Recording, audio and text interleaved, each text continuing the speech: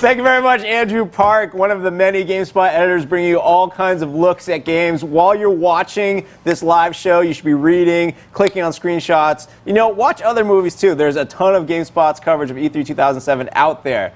The live stage show, though, continues with more of Doug Lombardi from Valve Software. Hey, Doug. Hey. How you doing? I'm okay. Portal. Yes, sir. Part of Half-Life 2, Half-Life 2, the Orange Box. Yes. Which comes with Half-Life 2, Episode 1, Episode 2, Yes. Portal, Yes. Team Fortress 2. Yes. All in one disc. Yep. $3 million. 5 games, 1 orange box, standard pricing for a AAA release. That's awesome. And now Portal is a cool, another, you know, you think Valve Software, you think Half-Life 2, you think physics. And Portal is all about physics, and it's created by a team who made a game we once played on our live show on Thursdays on the spot, Narbacular Drop. That's right. That's right. The game actually came to us from 7 amazingly talented students from DigiPen. Their senior class project was Narbacular Drop, and DigiPen invites local game developers and publishers from the Seattle area to sort of a job fair, if you will. They call it the Senior Class Showcase. And some of our guys saw Narbacular Drop, thought it was great, invited them to the offices. They were giving a demo for a bunch of us, including Gabe Newell, and about halfway through it, Gabe just stopped them and said, "I've seen enough. You guys need to come work at Valve and build your next game on Source." That's gonna be an awesome experience for them. I would have loved to have been a fly on the wall as they walked out of the building. We're seeing the game right now. Yes, sir. Tell people, what is Portal? So Portal is a new type of game, really. I know that sounds like marketing, but it truly is. It mixes action, adventure, and puzzle gaming in a 3D world. And sort of challenges you to think differently about the environment the way that you did with the gravity gun, only instead of manipulating the objects in the world, you're actually manipulating the world itself. So here, for example, we have this ball that needs to go through one portal into the other, into this catcher here, and then it activates this lift. So you have a gun that makes holes in everything. Right. The portal device is sort of, let me back up a step. You're playing as a new character in the Half-Life 2 universe, and you're basically a laboratory rat in this research facility called the Aperture Science Labs. And you're running through a series of, you know, sort of 3D obstacle courses, if you will, where they're testing your ability to adapt to the portal gun and use it to complete these obstacles. Okay. So here, for example, we have this ledge, which is too high for me to jump on. Right. Always trying to hit the exit, which is located here with the international exit sign. And we have one portal placed here behind me. Okay. When I move the cursor around, if it doesn't light up, I can't place a portal. If it does light up, then I can. All right. So I placed one there, and now I can see the exit through the portal. So I'm just going to go ahead and run through there. And you land on the ledge. And the gravity has carried me through, and my momentum has thrown me up on top of the ledge I was trying to get to. Very clever writers call this the fling move. Which is worth mentioning that the guys who wrote the story behind the game and the narrator's dialogue that folks may have seen in the trailer that we released last summer, those writers are Chet Falasek and Eric Wolpaw, who came to us from Old Man Murray, the old website that some folks may remember, a very dark humor sort of gaming website and entertainment site from the late 90s. Eric Wolpaw, also the occasional reviewer for a little site called GameSpot.com. Yes, and also co-author of the Psychonauts story with Tim Schafer. Correct. Another friend of GameSpot. We're all interlinked now. That's right. It's a very small industry. So so here I'm just sort of moving on to more challenging puzzles, or more challenging pieces of the fling move. As you progress through the game, we basically introduce new gameplay pieces and then say, okay, now that you've learned this, you're smart, let's go on and apply that to a more challenging obstacle course, if you will. Watching you play this, obviously you know exactly where to go. I'm a little disoriented. So basically, again, you're always trying to find the exit. Right. And along the way, we're giving you some little signs here of some things to watch out for. This top left one here tells me that there's cubes that fall out of containers. Okay. The one next to it tells me not to get hit in the head with one of those cubes. And here are sort of some instructionals on the flings. All right. And then in the bottom right corner, it tells it's not lit up yet, but when the game is complete, perhaps I will have cake. There is a reward at the end of the maze for you, you poor laboratory rat. So now I have possession of both portals. Ah. So we've ramped up a little bit, and now I've got to figure out where to place not one, but both of the portals as I try to complete this more elaborate challenge here, which is sort of like climbing a tree, if you will. Is down always down in this? I think is the first question I have. Is down always down? Like I believe so. It is okay. I think that's part of one of the reasons why I was a little disappointed. It seemed to me like as you like went through this hole, all of a sudden, like you were now looking sideways at something that you're just standing on. But down is always down. Down is always down. All right, good. I'll be fine then. I think we're doing enough tricks with spatialization that we don't need to turn you upside down and do disorientation there as well. So here's one of those cubes that shouldn't hit you in the head. That's right. So earlier in the game, you sort of learned a mechanic of the big red button. And the big red button basically is there to open up exit doors. So you saw once I put the cube on the big red button, the check mark up there was marked, and the exit is now open. All right. So I'm going to go back and do that last jump one more time. Whoops. Oh, and fail in doing so. Is momentum a big thing for this? You got to make sure you got some speed going. Yeah, you got to have the momentum to complete the fling properly. So here I've actually made it up. Nicely done. And there is the exit. One of the cool things about Portal, like Half-Life 2's gravity gun, is that once you complete the critical part of the puzzle or the scene that you're in, there's lots of sort of tinkering that you can do. So here, for example, I can open up a couple portals on these walls and just kind of go for an infinite walk here. There's you. I can do the same thing on the floor here and on the ceiling and go for an infinite drop. And this won't break the system? Nope, we've tested this pretty thoroughly. Awesome. And what's also cool about this is that in some areas, where you have a bunch of cubes and whatnot, you could sort of perform 3D juggling acts, if you will. Throwing the cubes through the portals in all kinds of different ways and just sort of experimentation. As such, it provides sort of this endless amount of gameplay, depending on how much tinkering you want to do. Also, after you complete the 24 challenges that are part of the critical path of the game, we unlock some additional challenges, and that's where a lot of sort of the achievements on the 360 version will be found. Very cool. How long are some of the longest and hardest puzzles in Portal? I believe the last three to four challenges in the game are sort of this way over the top, okay, you're a ninja if you can complete these types of things. Right. And even folks who are super accomplished in the game, probably 20 to 30 minutes for each of those. Awesome. And if you complete them, a 1-800 number appears and you call it and they're like, you're awesome! That's right. You are officially ordained a ninja. Awesome, awesome. Well, you ready for some questions about Portal? You bet. Let's have them. Awesome. Jody Robinson, questions about Portal, please. Waldemar Augustine from Newton, Massachusetts would like to know, do you only have control over the blue portals, or can you control the orange portals too? At the beginning of the game, you do only have control of the blue portal. Again, because it is a new type of gameplay, we're being very intentional about easing players into the experience. After a series of challenges and you've gotten comfortable with using just the one portal, then we give you the ability to use the second. Cool. More questions, please, Jody? Do players take damage when they fall? When they fall on certain objects, yeah. When you're just being flung through a portal and you land successfully, then no, there's no penalty there. But say if you fall into some poisonous water, okay, or if you fall and get hit on the head with one of the energy balls, then yeah, you will die. If I recall correctly, there's also, from some of the trailers, there's like turrets and stuff in the game too, right? Yeah, turrets are added in the game later on to sort of up the tension. At no time are you challenged to sort of, start pulling out a shotgun and, doing combat. But there are devices in there where you're on moving, you're sort of on moving conveyors and whatnot, and if you don't sort of complete it by, in time, the conveyors will sort of go into a wall and you'll get, dropped off into poisonous goo, or, the turret thing which you mentioned. And sort of the challenges there to get around the turrets are to sort of place portals above them and then maybe drop a cube on top of them and knock them out, or place a portal behind them and sneak up behind them and pick them up and dump them. The turrets can also talk. Really? Talking turrets. What do they say? You'll have to play the game to find out, but they're a lot of fun. Are they? They're fun? Yeah. I bet they're mean as well, just a little bit. They're mean and they're fun. I believe it. That's the best kind They of have multiple personalities. No two turrets are the same. Really? You bet. That's cool. Jody, next question, please. Michael Pritchett from Winchester, Kentucky would like to know, are there any outdoor environments? Not in this version of Portal. All of it takes place in the Aperture Science Laboratory. Not in this version of Portal? Oops, did I just say that?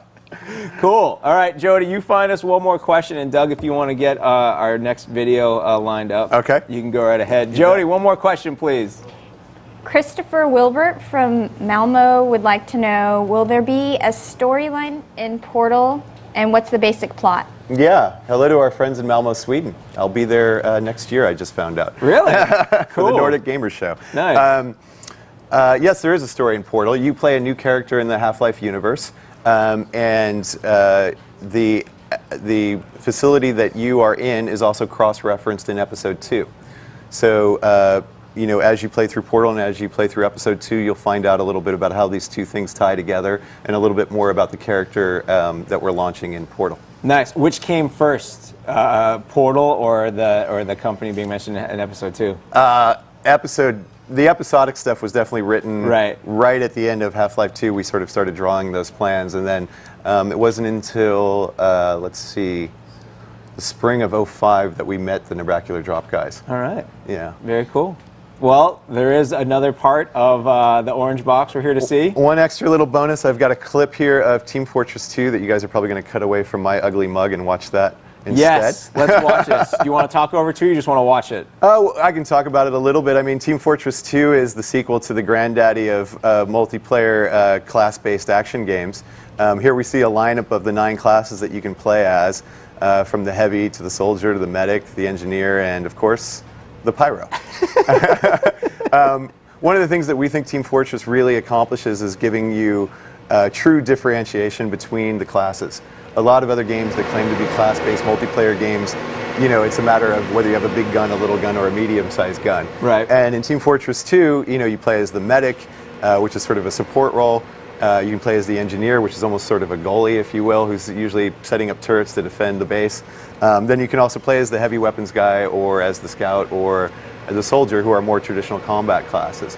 And what we're hoping to do is to say each one of these 9 classes is sort of like a separate gameplay experience unto themselves. And I think that variety is really one of the things that helps define Team Fortress. Obviously, with Team Fortress 2, we've also taken on sort of a radical art style to help support not only the nature of, you know, combat, but also, you know, lend itself a little bit to the personality of those classes, and, you know, give in to the nature of the simple fact that multiplayer action games can have over-the-top hysterical moments. And so we wanted to have an art style that, you know, supported that. And then finally, you know, it's hard to look at any screenshot or any clip of this game and mistake it for any other game that's coming out right now. It's true. It looks awesome. It looks like you're playing a maniacal Pixar movie. I'm waiting for Mr. Incredible to get blown up or something. One of the other things that we're trying to do in the game is sort of create interesting experiences for players working together. It's sort of a hard goal to get all 9 of these classes working tightly, but here we see the medic and the heavy working together with the medic's charge gun or his health gun. Once he gets to a certain point of charging successfully, he can make himself and his partner invulnerable, which we just saw there, which is a great way of sort of breaking a line if sort of the two teams are sort of stalemated on the 50-yard line, so to speak. That's a great way to sort of punch through that and sort of move the defense back. And then finally, because we're all fans of you know, fighting games, we thought taunts would be a fun addition to the multiplayer action space. So here we're seeing a glimpse of one of the 3 taunts that each of the classes have that are unique.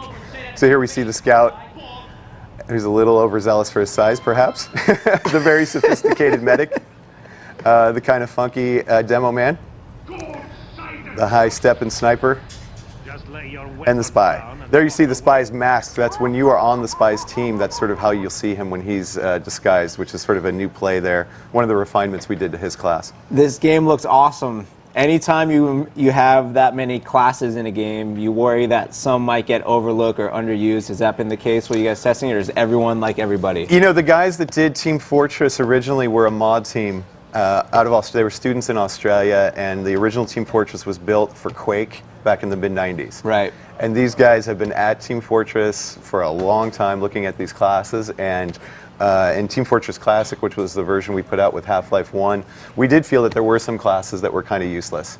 And in the many, many years that this game's been in development, we spent a lot of time looking at how to make the medic more interesting to play. I'm classically a heavy weapons guy, but this new medic is a ton of fun, and that invulnerability charge, which I just showed you, that just sets sort of a spike, if you will, of the adrenaline in the whole server. You know, Cool. whenever somebody's coming invul, you can hear it over the voice over the server, just like invul, invul, invul. You know, everybody goes nuts, and you know, it brings your adrenaline rush up, even if you're not playing as that guy. Cool. This is one of those games where it kind of had mythical status. Like, it got to the point where people were joking, like, yeah, when's Team Fortress 2 coming out? Like, we believed it was coming, but we also had kind of given up on it. How long were you guys just sitting there laughing, just waiting to be like, oh, wait till they see this? Oh, I don't think we were laughing. I think the longer that we didn't show it, the more nervous we got about what people would think when we did show it. And then last year at EA's Summer Showcase, when we revealed it and the new art style and whatnot, we were pretty blown away by the reaction. You know, I think Gabe was almost physically blown back by it for a second and had to take a moment to be like, wow, what a relief. You know what I mean? And so, you know, that was a great presentation. I was on the side of the stage there, and I was able to see him, you know, talk about it, show the reel, and the audience's reaction to it. And after holding it back for 7 or 8 years, it was just like, whew, thank God, you know. Video game players have a long memory, and they know it takes a long time to make a game. Do you have any advice for anyone else who might be out there working on a game that's been a long time coming? Or finish it. You know, don't give in to the pressure. You know, Team Fortress 2 has been in development for a long time. I'm super, super confident that it's going to be as well received when we release it as it was last summer when we revealed that it was, you know, coming in the new style. Half-Life 2 was another one where we were in development for 5 or 6 years, and it would have been really easy at some point just to slap it together and ship it and say, I'm done working on it. But the team persevered, and I think, you know, turned out pretty well. I think it worked out for them. You know? Yeah, so you know, we've all played games that came out of the oven when the dough was still a little sticky. So, you know, don't be one of those guys. Cool. So the game is Half-Life 2, the orange box. It's coming to consoles. I gotta know, how's it going to work on consoles? How many players are going to be there in Team Fortress 2? Team Fortress 2 will support 16 in multiplayer on the consoles and 24 on the PC.